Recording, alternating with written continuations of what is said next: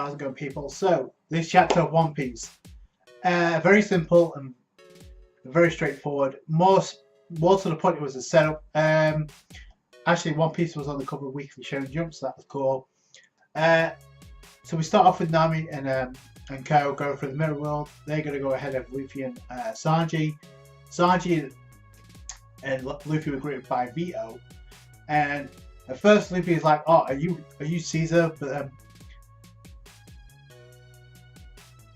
and then Vito was like, "Oh no, Sanji Finsmoke, my hero." So that kind of repeats what I said last week about Pudding. Pudding wants to kill the Finsmokes, and Vito is the hero of the Finsmokes. So I don't see them aligning unless something happens. But I could see Pudding and Capone making alliance after after the wedding. Before then, no, because they have different motives. That being said, speaking of motives, then we could. Well, actually, Vito points out to Luffy and Sanji.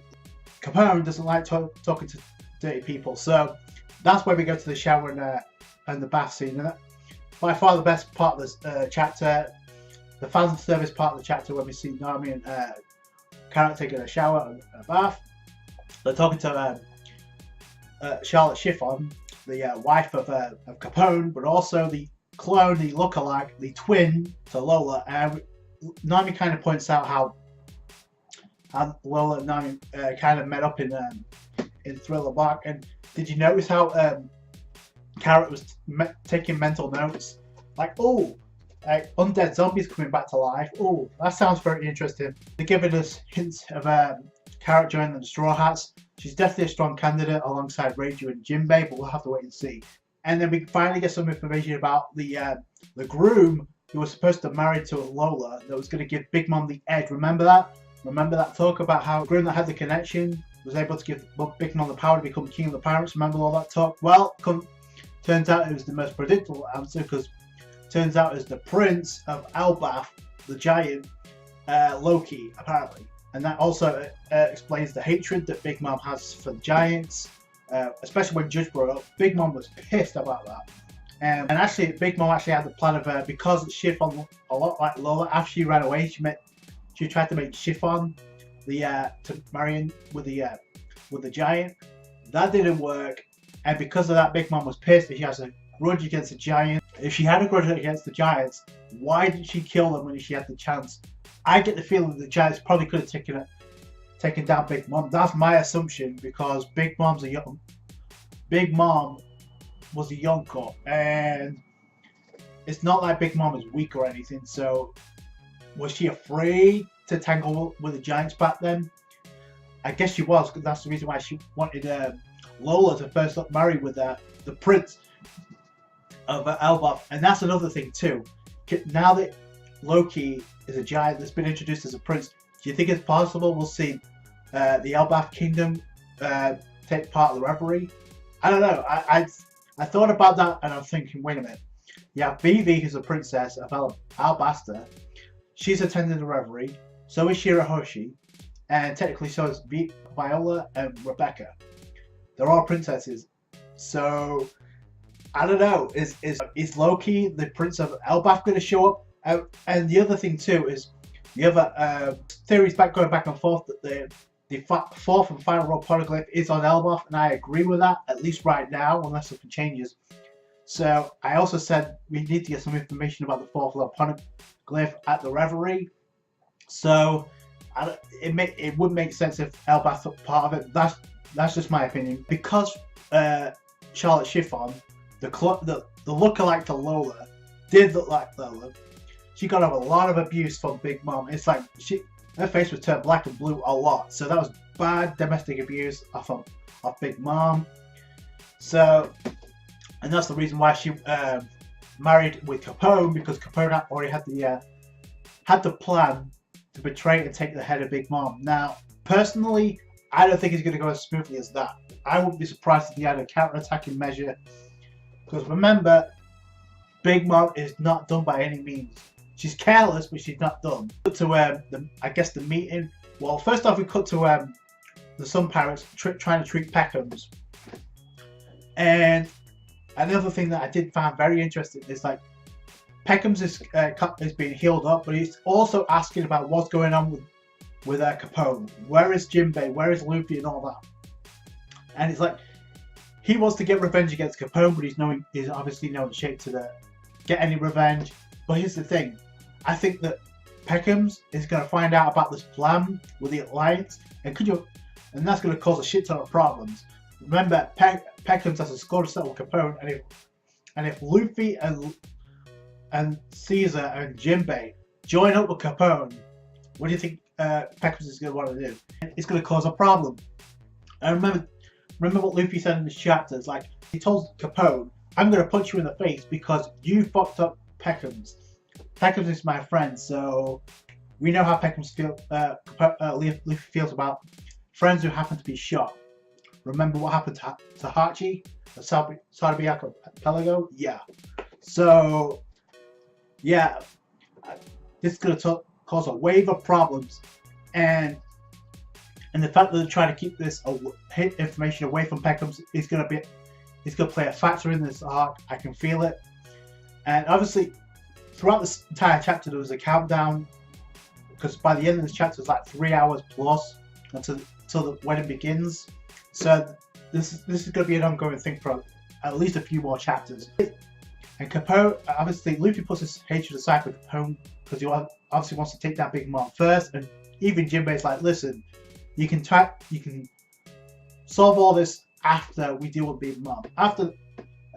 Right now, you got to come up with a plan. We see Caesar Clan, and in fact, that lookalike we thought was a lookalike in the previous chapter. I noticed it, but I didn't really think that it was all that important. It was confirmed in this chapter that was in fact Caesar Clown. Luffy actually pointed that out. It's like, you're Caesar Clown, aren't you? And Caesar was like, this is the funniest part of the chapter. It's like, Caesar's like, no, I'm not Caesar. Didn't Paris say, if I'm going to keep an eye on you, and if you misbehave, then I'm going to turn you into candy. So did Capone off Paris Sprout as well, because we know Vito shot Bobbins. So I don't know. That's just something to think about. Luffy's like, oh no, I guess you're not Caesar. I thought I mixed you with somebody else. And then Nami's like, oh yeah, it's you're right, it's Caesar. And it's like, oh man, that sequence was funny. But it's like Caesar has to put in the work now. He has to put in the work because Capone has the heart.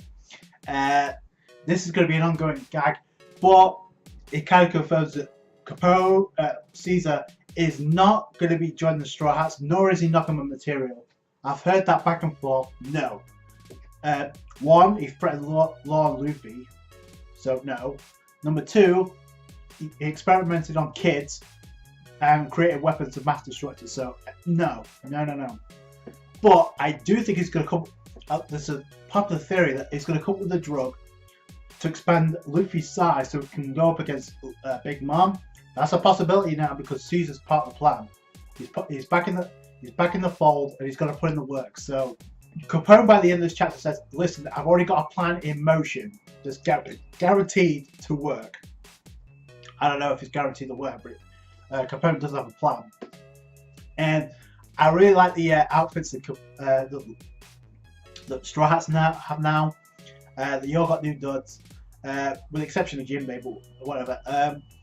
It's basically a throwback to Strong World. The end of Strong World, when they're all dressed up in Mafia style. Luffy's dressed the same. Nami especially. Nami looks pretty good actually. I can imagine this scene at the gate, at the door of the Whole Cake Chateau. Can you imagine the scene of Luffy about to go Gear 4, of Nami powering up the climb attack, and Sanji lighting up the Diablo Jamba? Man, oh man, that's going to be epic. Alongside Capone and Jinbei looking like bosses, and then you've got Caesar Clown. That's going to be epic shit, man. But now, according to what Sanji said, is one of the things he said to Capone is, listen, I can't be here longer than 2 hours because I have to get back, otherwise people are going to be under suspicion. So it seems to me like Sanji's going to go through with a wedding only to make him seem like he's not aware of the real plan of Big Mom and Pudding, which is what a lot of people said anyway. They should act like nothing's happened, and then they should come up with a plan. I'm guessing that's what it is, but we don't know what Capone is going to do. Capone is like the head bodyguard, the head of security when it comes to deal with the marriage. So he's going to come up with some shady shit. I can tell. I can already see this going up in flames. But Sanji also has to deal with Judge, because he's also been an asshole in this arc. So he has to be taken care of. Luffy somehow has to fight Big Mom. Whether or not it's a group that fights her or Luffy by himself, we'll wait and see. But all in all, it's a decent setup chapter. It was an average chapter, not bad, but it wasn't the best. So I appreciate that. But that's it from me. Thank you so much for watching. Let me know what you guys think down below. What do you think is going to happen next? What do you think about the new get-ups, the new duds for Straw Hats? What do you think the plan for Capone alongside Luffy and Jinbei is going to be? Post your comments down below. If you enjoyed this review, again, give it a thumbs up. I appreciate that. Don't forget to subscribe to the channel for more One Piece, and I'll catch you guys later.